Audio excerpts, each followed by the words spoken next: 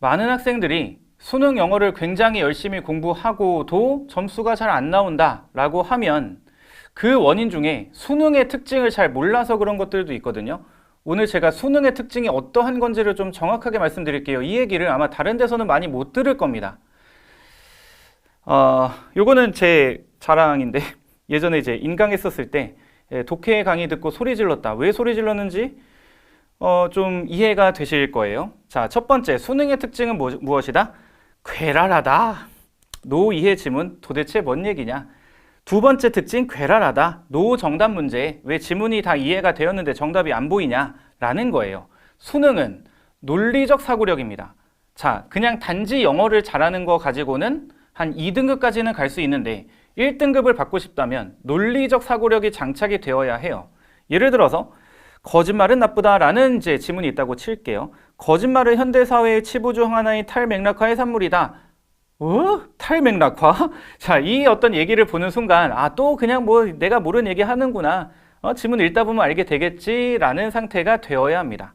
이 내용이 무엇인지는 잘 몰라도 마치 수학 문제 풀 때처럼 그러니까 쭉 읽다 보면은 답이 나올 것이다 라는 생각으로 접근을 해야 돼요.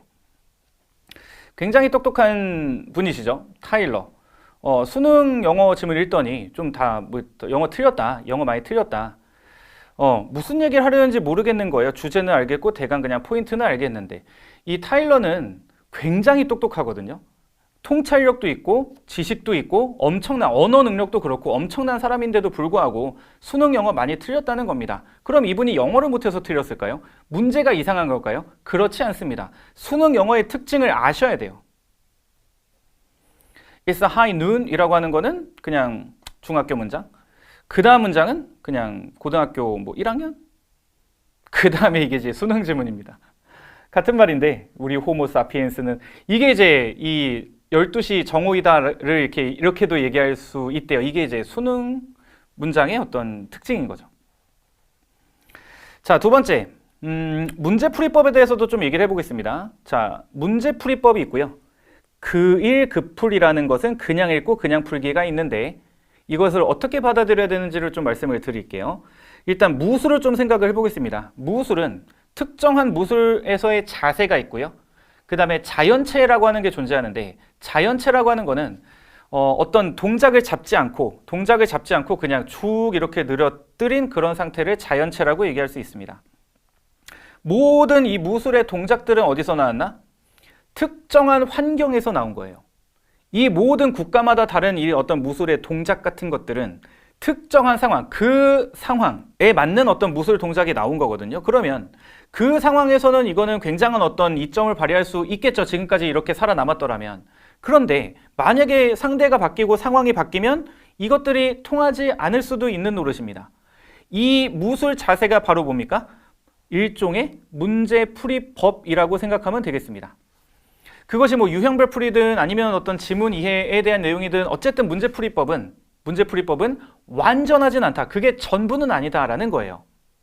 우리가 문제풀이법을 배울 때 어느 정도 귀납적이거든요. 그래서 지금까지는 이래왔다라는 걸 배우지만 수능은 어떻습니까? 요즘 워낙에 고인물이 많다 보니까 매해 무언가 조금씩 달라지는 게 있어요. 이게 정교하게 들어가면 저는 파악이 되는데 이거 정교하게 들어가지 않으면 어떤 학생들은 혹은 뭐 일부 강사들은 그냥 대충 생각을 하는 거죠. 이 일관성이 없이 그 전에 가르쳤던 것과는 다르게 이게 좀 이렇게 나왔어 라는 식으로 얘기를 하는데 이런 거예요. 어떤 해엔 주제 제목이 어렵고 어떤 해엔 어휘 유형이 어렵고 어떤 해엔 문장 삽입에서 주어진 문장을 먼저 보는 게 이렇고 어떨 때는 주어진 문장 안 보고 그냥 지문으로 들어가는 게 이렇고 뭐 등등등 여러 가지가 매해 조금씩 달라진다는 겁니다. 그러면 문제풀이법이라고 하는 대부분의 풀이법은 영어를 어려워하는 2, 3등급 학생들을 위한 게 일단은 맞아요. 영어가 너무 어려우니까 무언가 지름길을 좀 알려달라는 거죠. 그냥 읽기는 너무 어렵고 시간이 부족하니 일단 나의 부족한 실력을 조금 올릴 수 있는 그런 방법을 알려달라는 겁니다. 그리고 이것들은 귀납적이라고 하는 건데 귀납적이라고 하는 말은 지금까지 그래왔으니 앞으로도 그럴 것이다를 전제로 하거든요. 그런데 앞으로 어떻게 될지는 알 수 없죠. 이런저런 이유로 이런 문제풀이법은 1등급을 보장하기는 어렵다. 보장하긴 어렵답니다. 어떨 땐 좋을 수도 있지만 어떨 땐 오히려 안 좋을 수도 있다는 거예요. 그래서 저는 그냥 읽고 그냥 풀자라고 하는 거를 먼저 그 일, 그 풀이 일단은 먼저 우선시 되어야 된다. 아무런 풀이법이 없는 상태에서도 일단 필자가 하는 말을 이렇게 듣다 보면 아, 그런 말이구나 라고 하는 걸 파악할 수 있는 능력이 중요하다는 겁니다. 그러기 위해서는 문장 해석, 이게 문장 직역인 거죠. 문장 해석에 있어서 일단은 어느 정도 수준에 올라와야 하고요. 그 다음에 이제 논리적 사고력을 키워야 된다라는 거고요. 당연히 저도 이렇게 주장하면서도 수업 시간에 문제풀이법 가르칩니다. 빈칸 풀 때는 이렇게 풀자라는 걸 가르치는데 항상 학생들한테 얘기하는 건 뭐냐면 이것이 전부가 아니라 그냥 플러스 알파 정도다. 원래 너희들의 실력이 우선이고 그 실력에서 약간 플러스 알파는 그런 정도라고 봐야 된다. 어떤 문제는 문제풀이법이 전혀 필요 없이도 그냥 풀리기도 한다라는 겁니다. 그러면 여러분은 정확하게 어떻게 하시면 되냐면 문제풀이법을 완성하자라고 하는 그런 노력이 아니라 평소에는 지문 읽고 논리적으로 풀자, 논리적 사고력을 키우자라고 하는 거를 먼저 하고 나서 그러면서 문제풀이법은 그냥 플러스 알파다라는 정도로 생각하시면 되겠습니다. 일단 독해량이 중요해요. 많이 읽다 보면 여러 가지가 해결이 되잖아요. 우리가 지문 이해 파트에서도 얘기를 했었었는데 일단은 독해량이 좀 우선시 돼야 된다 라고 하는 겁니다. 그리고 이제 학생들이 이거 궁금해 할 거예요. 그럼 논리적 사고력을 어떻게 키워야 되나? 이거는 수업 시간에 하는 거거든요. 수업 시간에. 이거를 이제 할 수 있는 강사분들이 그러니까 좀 이런 거죠. 누구나 논리 독해를 가르친다고 하지만 정말 안전한, 정말 머리를 좋게 하는, 정말 사고력을 키우는 안전한, 어떻게 해서든 1등급을 받을 수 있는 그런 종류의 논리 독해를 수업하시는 분은 제가 알기로는 많지 않습니다. 어디 있는지도 모르겠어요. 어딘가 뭐 과외선 어디 제야의 고수 어딘가 계시겠죠. 그래서 여러분이 할 일은 뭐냐면 제가 지금 사실은 지금은 수업을 하지 않고 있기 때문에 그 뭐 이렇게 단과 수업이나 이런 걸 앞으로는 계획이 있지만 지금은 없기 때문에 저의 도움을 받기는 죄송하지만 조금 어렵고 질문하시는 건 제가 받아줄 수는 있습니다. 그러면 여러분이 할 일은 평가원 기출 문제를 푸는 겁니다. 평가원 기출을 혼자서 하기만 해도 100%까지는 아니어도 그래도 한 70% 어느 정도까지는 수업을 듣지 않아도 그런 것들이 체득이 돼요. 정확히 얘기하자면 누군가 EBS 교재를 가지고 수업하는 거를 들으면서 문제풀이법을 배우는 것보다 여러분 혼자서 평가원 기출을 공부하면서 어떤 식으로 사고를 해야지만 맞힐 수 있나를 연구하는 게 더 낫다는 얘기입니다. 알겠죠? 자, 이제 학생들이 많이 질문하는 건데 문제를 푼 다음에는 어떻게 공부를 해야 잘 되냐라고 하는 겁니다. 문제를 풀 때 그리고 푼 이후를 구별하세요. 문제를 푸는 동안에는 답을 맞춘답니다. 답을 맞힌다. 뭐 이해가 안 돼요? 단어를 몰라요? 다 필요 없어요. 답을 맞힌다. 당연히 단어 다 알고 다 이해되면 더 좋겠죠. 근데 그렇지 않더라도 답으로 직결한다라는 생각을 가지는 게 좋아요. 이게 좀 추상적이긴 해요. 그런데 이 답을 맞힌다, 어떻게 해서든 답을 맞힌다라는 생각을 하면은 그래도 직진으로 가는 그런 경우들이 분명히 있기 때문에 공부를 하다 보면 무슨 말인지 이해가 되실 겁니다. 이때는 지문의 일부만 읽어도 되죠. 어느 정도 답이 나왔다는 게 분명하다면. 그런데 문제를 푼 다음에 모의고사 이후라고 할게요. 모의고사 이후에는 얘기가 달라져. 그때는 좀 찍어서 답 맞힌 거? 이런 거 어떻게 해야 됩니까? 다음에는 명확하게 답을 맞힐 수 있도록 준비를 해야죠. 저는 모의고사 보면서 이 문제 되게 오래 걸렸어요. 맞히긴 했어요. 그거 이제 문제 푼 다음에 어떻게 해야 돼? 모의고사 정리할 때는 이거를 다음에는 빨리 맞힐 수 있도록 준비해야죠. 그래서 문제를 푼 다음에 뭐 합니까? 실력을 올린다. 안 읽었던 부분도 읽어보자. 가급적이면 지문 전체를 통해서 어떤 부분이 중요했고 어떤 부분에서 무엇을 생각해야 됐고를 파악하자. 알겠죠? 자, 이거 중요합니다. 원인 파악. 균형이론은 문장 직역 지문 이해 문풀 방법의 세 가지 영역으로 나누어서 설명을 하는데 내가 어떤 문제를 틀렸더라면 이 세 가지 영역 중에서 어느 하나를 잘 못한 경우가 많아요. 어느 하나. 그러니까 다 잘했는데 단어 한 2개 몰랐어. 근데 그게 선지 단어야. 이건 단어 문제일 수 있거든요. 다 잘 됐는데 해석도 되고 이해도 잘 됐는데 뭔가 풀이 방식 같은 것들을 적용하지 못했다. 이런 걸 수도 있고 그러면 그거를 원인을 파악해서 그 원인을 해결하면 어떻게 될까요? 나중에는 그런 비슷한 문제를 만났을 때 풀 수 있겠죠. 더 빠르게 풀거나 되겠죠. 여기에서 조금 더 면밀히 파악을 해야 돼. 대충 생각하는 게 아니라 조금 더 면밀히.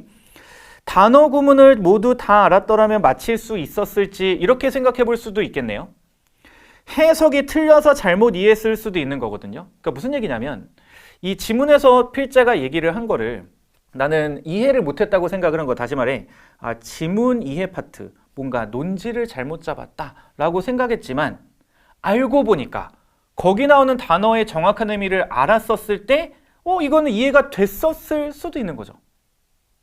그쵸? 그러면 이거는 이해 문제예요? 아니면 단어 문제예요? 단어 문제지. 그땐 단어 문제다. 이런 것들을 이제 면밀하게 파악해보자라는 얘기입니다. 문제 푼 다음에 우리가 나눴었죠? 문장 직역의 문제냐, 지문 이해 문풀 방법의 문제냐 이렇게 나눴을 때 문장 직역은 암기 문제입니다. 암기 문제는 한번 적어놓고 수능 때 기억하도록 하자. 단권화 노트 정리하시면 되겠습니다. 제가 단권화 노트 어떤 건지는 그 단어 파트에서 얘기했었던 건데 그거는 댓글에 링크로 남겨둘게요. 그래서 요거는 이제 수능날 단어 문제가 없도록 만들면 되겠고, 지문 이해 문풀 방법은 이거는 생각 영역이거든요. 생각. 이거는 뭐 적는다기보다는 백지 복습이 가장 좋아요. 이 생각 영역을 복습하는 방법 중에 가장 짧은 시간에 가장 효율적으로 할 수 있는 방법입니다. 물론 귀찮지만 여러분이 그 귀찮음을 이겨내고 제 말을 따라온다면 분명히 좋은 점수가 나올 겁니다. 백지 복습 어떻게 하는 거냐면 옆에 과외 학생이 있다고 생각하고, 자, 모의고사 시험지 딱 보고요. 그 다음에 연습장 꺼내서 그 연습장에다 판서하듯이 과외 학생한테 설명하듯이 말로 설명을 하는 거예요. 글도 쓰면서. 물론 자습 시간에는 말을 하긴 어렵고 속으로 중얼중얼 해야 되겠죠. 이거를 되게 길게 할 필요도 없고 모든 문장 다 해석할 필요도 없고 딱 필요한 거. 이 과외 학생이 한 3, 4등급이다. 나는 2등급인데 얘는 3등급이다. 뭐 이렇게 생각하면 되겠죠. 그럼 그 학생한테 이 문제는 예를 들면 첫 문장에 지식사회라는 얘기가 나왔는데 우리가 지식사회가 뭔지는 정확히 몰라도 여기서 설명을 해주겠지. 지식사회는 과학적인 그런 어떤 확실한 정답이 있는 그런 사회가 아니라고 하잖아. 자, 그러면 수능에서는 상식적인 얘기 비슷한 이런 식으로 본인이 몰랐던 걸 파악해서 그 다음에 설명하면은 그게 이제 말과 글을 통해서 생각이 명료해지거든요. 생각이 정리됩니다. 그리고 생각이 정리되지 않으면 말과 글로 나오지 않아요. 그래서 이것이 상호 보완적인 관계인데 일단 한번 말과 글로 백지복습 설명을 시도해보고 안 되면 다시 한번 생각을 정리하고 나서 또 시도를 해보면 그러다 보면 점점점 생각이 정리되고 말과 글로도 나올 겁니다. 그렇게 데이터가 점점 몸 안에 축적이 되었을 때 나중에 그것과 비슷한 문제가 나왔을 때 그거를 더 올바른 방식으로 맞힐 확률이 높아지는 거죠. 자, 우리 균형이론에 있는 파트 중에서 문풀 방법에 대한 얘기를 하고 있습니다, 지금. 자, 마지막 페이지입니다. 발췌독 어떻게 생각하나요? 이거 이제 Q&A인데 발췌독은 일부만 보는 건데 진리는 뭐냐면 전체를 읽지 않고 일부만 읽으면 오답률은 당연히 높아지게 마련이에요. 나머지는 추론해야 되잖아. 당연히 높아지게 마련입니다. 저 자신도 아무리 많은 지문을 지금까지 읽어왔어도 일부만 읽고 풀자라고 했을 때 무언가 오류가 생기는 경우도 있어요. 저는 아마 영어 지문을 한 몇십만 지문 읽었을 겁니다. 저마저도 그러한데 학생들이 이게 잘 되겠냐고. 그런데 그렇다고 해서 전체 다 읽자는 아니죠. 왜? 우리가 수능 영어 보면서 모든 문장을 다 읽고 모든 지문의 모든 내용을 다 파악하기에는 현실적으로 어렵다. 그러면 경제적 사고가 필요하다. 경제적 사고, 우리가 뭐 돈 얘기가 아니라 약간 어떤 효율적인 그런 방법론을 찾는 거를 경제적 사고라고도 할 수 있는데 트레이드 오프 관계예요. 트레이드 오프. 자, 한쪽 극단에서는 모든 문장 다 읽자가 있고 한쪽 극단에서는 지문에 한 2문장만 읽자가 있다고 쳐요. 이것도 안 좋고 이것도 안 좋죠. 그러면 적당한 수준을 찾아야 되겠죠. 적당한 수준. 그쵸? 어떤 문제는 전체를 다 읽어야만 풀 수 있는 문제가 있었을 것이고 어떤 문제는 정말로 끝에 있는 2문장 정도만 봐도 답이 나오는 그런 문제가 있을 수 있는 거예요. 그래서 그걸 여러분이 문제를 많이 풀면서 체득을 해야 됩니다. 아무리 어떤 강사가 이렇게 해라 저렇게 해라 해도 자기가 읽어보고 뭔가 확률적으로 체득을 해야지만 그게 수능 시험장에서 통하는 거예요. 그래서 발췌독은 일단은 반대인데 그렇다고 해서 전부 다 읽을 수는 없고 그래서 중간 정도를 찾자라는 겁니다. 펜으로 끊기 학생들이 걱정을 좀 하는데요. 저는 펜으로 끊으면서 읽는 습관이 있는데 괜찮은가요? 이거 큰 문제 없습니다. 큰 문제 없어요. 물론 이제 앞으로는 점점점 이거를 고쳐나가는 게 좋긴 해요. 펜으로 끊는 거 이렇게만 읽고 읽고 푸는 뭐 이런 건데 너무 짧게 끊는 건 별로고 한 번에 인식할 수 있는 정도로 딱 끊고 그 다음에 한 번에 인식할 수 있는 정도로 끊고 이게 펜으로 끊는 거는 괜찮습니다. 좋다는 게 아니라 큰 문제는 없다. 왜? 이게 저절로 되는 거예요. 자기가 하기 싫다고 해서 안 되는 것도 아니고 그냥 저절로. 왜? 집중이 안 되니까. 왜 집중이 안 된다? 내 실력보다 수능 지문의 수준이 더 높으니까. 그 집중이 안 되면 뭐라도 집중을 하기 위해서 우리 몸은 저절로 반응을 하거든요. 거기에서 나오는 것이기 때문에 그냥 앞으로는 좀 고쳐나가자라는 생각으로 하시고 나중에 수능 날까지 이게 고쳐지지 않더라도 괜찮습니다. 그냥 습관이 된 거 그렇게 하시면 돼요. 지문을 많이 읽다 보면 저절로 또 고쳐지기도 합니다. 왜냐면 이거 끊는 게 더 불편하거든요. 알겠죠? 자, 그 다음에 속발음입니다. 저는 속으로 중얼거리는데 괜찮은가요? 이것도 앞에 나왔었던 펜으로 끊기와 마찬가지입니다. 속으로 중얼거린다는 건 집중이 안 돼서 저도 가끔 그래요. 저도 모의고사 본 다음에 수업 준비할 때 근데 만약에 점심을 좀 많이 먹어서 좀 졸린 상태인데 수업 준비해야 돼요. 그러면 집중을 해야 되잖아? 집중을 할 때 글이 잘 안 들어오는 건 저도 속으로 중얼중얼 하면서 그렇게 할 때도 있습니다. 그러니까 이건 집중이 안 되거나 혹은 자기 수준보다 더 높은 지문이라서 그런 거니까 앞으로는 고쳐나가자라고 하는 쪽으로 하는 게 좋지만 너무 걱정하지 말자는 겁니다. 자, 여기까지가 우리 문풀 방법에 대한 좀 더 거시적인 그런 얘기들이었었고요. 세부적으로 또 궁금한 사항 있으면 댓글 남겨주시면 제가 답변을 해드리겠습니다. 구독, 좋아요 감사합니다.